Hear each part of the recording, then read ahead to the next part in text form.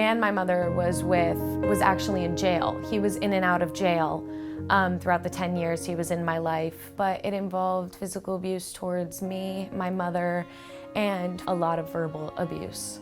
I also can remember back being very depressed in elementary school, you know, the time when you're still a very young child, and I remember thinking about self-harm and thinking about not being on this world, and it got to a certain point where things began to get a lot more violent and chaotic around the age of 15, and we had an incident happen at home where I had to call 911 and I had to get my little sister out of the home because my little sister is someone I care very much about, and I had spent 10 years of torment around this person, and I did not want her to spend any time around them as well. So I was the one who ended up calling DCF. I entered the foster care system around the age of 15 years old. I also never believed I was going to go into college. At the time, I knew it wasn't obtainable because I didn't have the funding, the money. When I first met Friends of Foster Children Forever, they were incredibly helpful with getting me back on track with school by giving me tutoring as well as a tuition waiver and showing me different scholarships.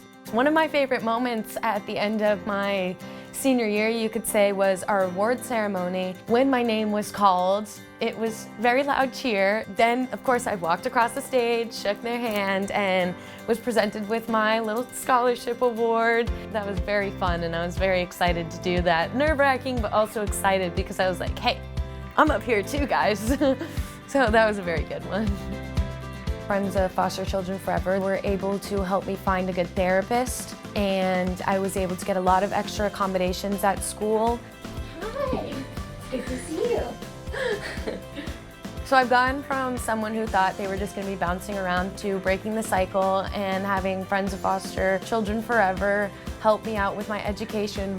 I'm thrilled to be getting my associate's degree here at Florida Southwestern. It's a phenomenal college and has really helped me transition into the idea of college and university life.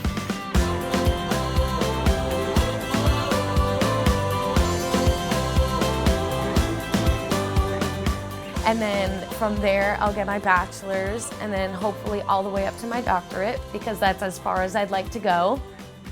So with my future profession, child therapy, what I'd like to do is help other children rise up and find their true potential throughout the circumstances that they've had to go through in their life. But if you just have someone in your corner to give you a little push, and that's kind of what Friends of Foster Children Forever and my grandparents and my guardian ad litem and all of those people really did for me, is they helped kind of push me, you know, just to help me rise up to my full potential.